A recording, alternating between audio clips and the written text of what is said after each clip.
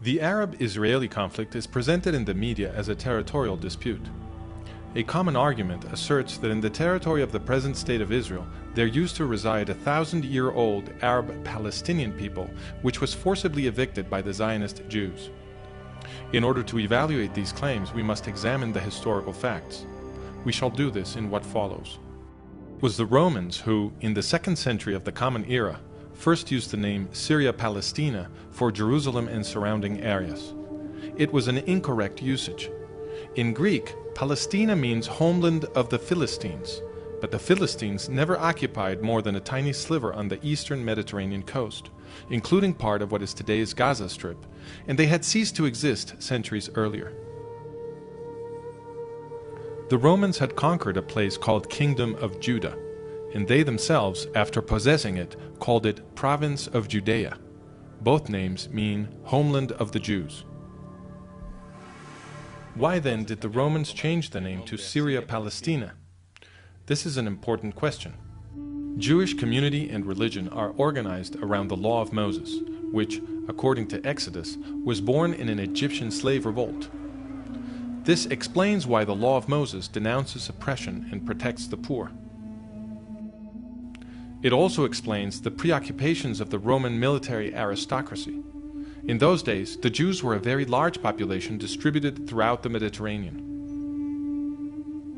The greatest worry of the Romans was that the popularity of the Law of Moses among the oppressed peoples of the empire might result in revolution.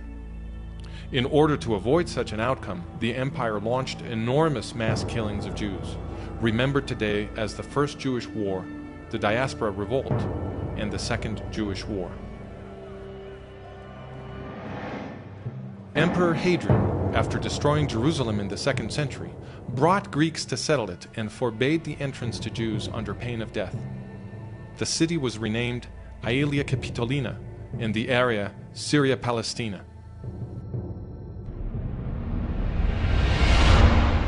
In political terms, Palestine means there are no Jews here, nor do we allow them. Some Jews stubbornly remained in their Holy Land, and many others soon returned. The Romans informally continued to call the place Judea. With the passing of the centuries, the name Palestine was used less and less and ceased to have a clear referent. Under the Turkish Ottoman Empire, overlord of the area from the 16th century, there was no administrative or political entity called Palestine. In the 20th century, after wrenching the Middle East from the Turks in World War I, the British revived the name when they created the British Mandate for Palestine. But their final definition of Palestine in 1922 was just 1/4 of the landmass that they themselves had baptized Palestine 2 years before. Such arbitrariness supports the complaint of Arab historian Philip Hitti, who testified in 1946 before the Anglo-American Committee of Inquiry that there is no such thing as Palestine in history. Absolutely not. But if the name Palestine is an artificial creation of the Roman Empire, and later of the British Empire, then who are the so-called Palestinians? That question was answered by Zahir Muhsin, the chief of military operations of the Palestine Liberation Organization, or the PLO, now better known as the Palestinian Authority. In an interview with Dutch magazine Trouw, Muhsin explained, "We are all part of one people, the Arab nation. We are one people.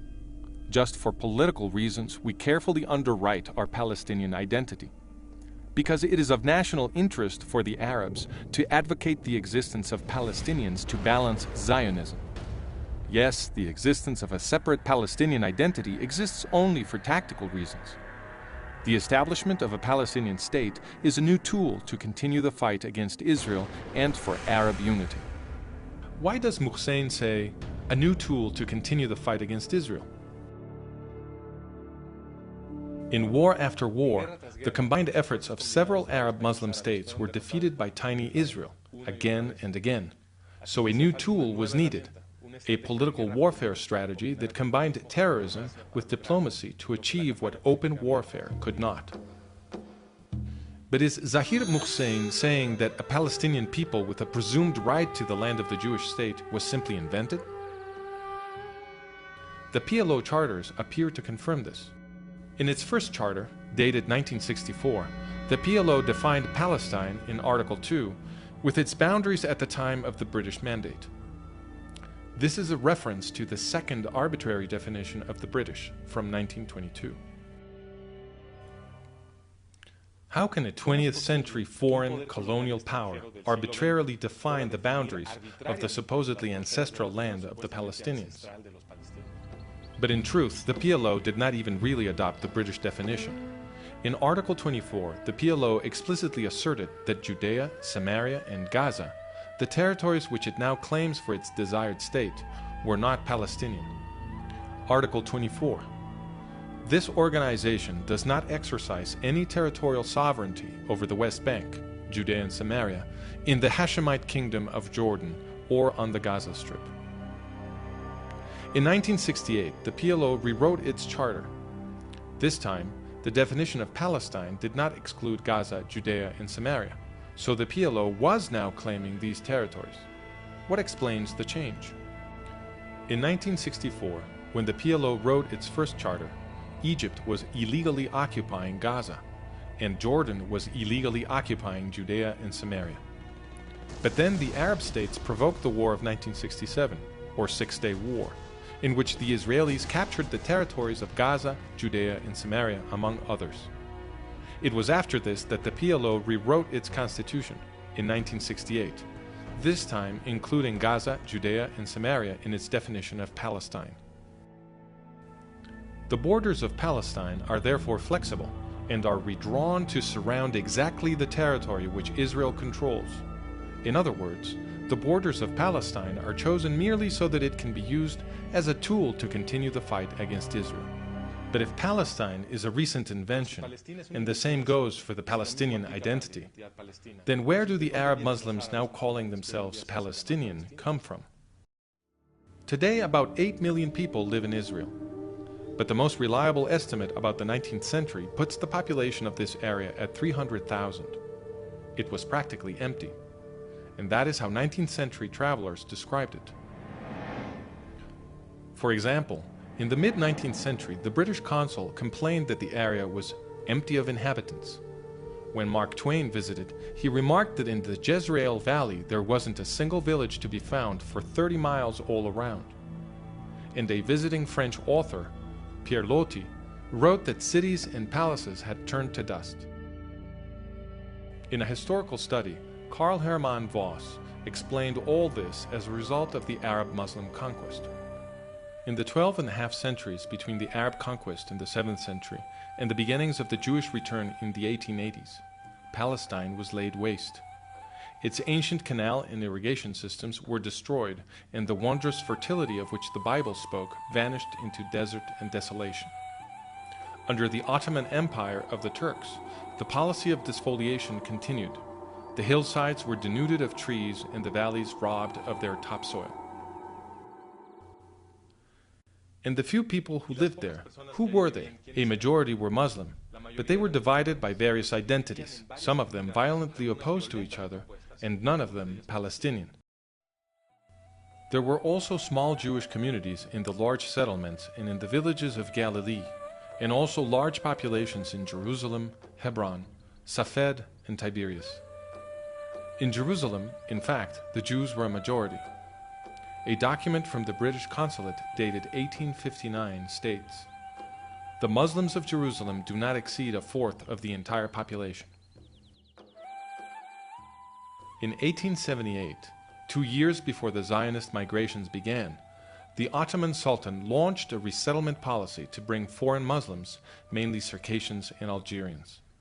Historian Arnold Blumberg explains, after 1880, the forces of nascent Jewish nationalism, foreign Muslim colonization, sponsored by the Turks, and spontaneous Arab immigration prompted by the new prosperity of Palestine changed the demographic face of the land. Given that starting in 1878, enormous waves of Muslim immigration began arriving in what was essentially an empty territory, it is obvious that the vast majority of those now calling themselves Palestinian do not have thousand-year-old roots in the place. This is confirmed by the UN's behavior, for it has defined a Palestinian refugee as any non-Jew who left during the War of 1948 and whose family had been residing in the area even just 2 years before then. Without such a definition, the population of so-called Palestinian refugees would dwindle almost to nothing. Now then, everybody recognizes that the Zionist Jews settled mostly on barren lands that nobody was using.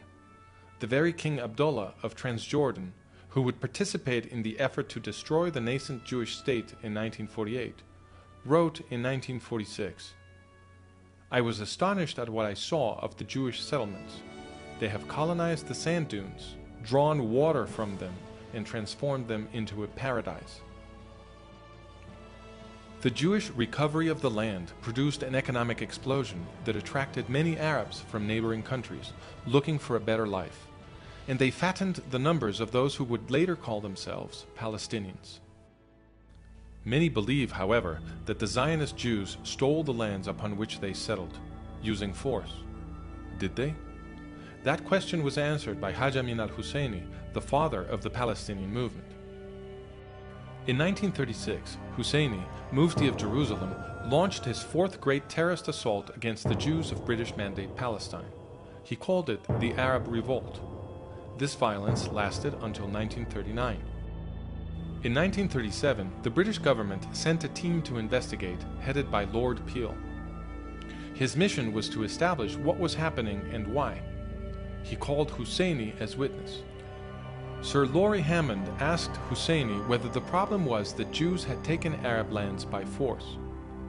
Husseini replied, "In most cases the lands were acquired. I mean forcibly acquired, compulsory acquisition, as land would be acquired for public purposes. No, it wasn't.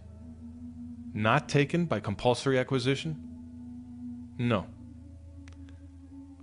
But these lands amounting to some 700,000 dunams were actually sold?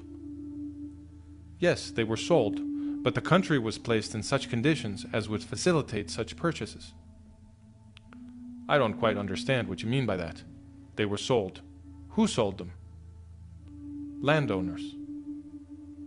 "Arabs?" "In most cases, they were Arabs." "Was any compulsion put on them to sell? If so, by whom?" "As in other countries, there are people who by force of circumstances, economic forces, sell their land." The Arab landowners who, according to Husseini, had been forced to sell their lands were the Effendi, the great feudal lords of the area. They did whatever they liked. Nobody forced them to sell. And they had sold their least productive lands at very high prices. In fact, Husseini's own family, among the largest Effendi landowners, was doing a brisk business with these sales. The Husseinis first would threaten the small landowners with death if they dared commit the so-called national crime of selling land to Jews. Then they would buy these plots at fire sale prices, consolidate them, and resell them at extortionate prices to the Zionist Jews. Historian Nathan Weinstock explains, "In other words, hyper-nationalist propaganda became a lucrative industry, indeed even an American-style racket, for the Arab gentry." To conclude, it is false to say that a 1,000-year-old Palestinian people had its ancestral land taken by force by the Zionist Jews. First, because there was no such Palestinian people in the land, and second, because the Zionist Jews bought their lands from willing Arab landowners at prices well above the usual market rate.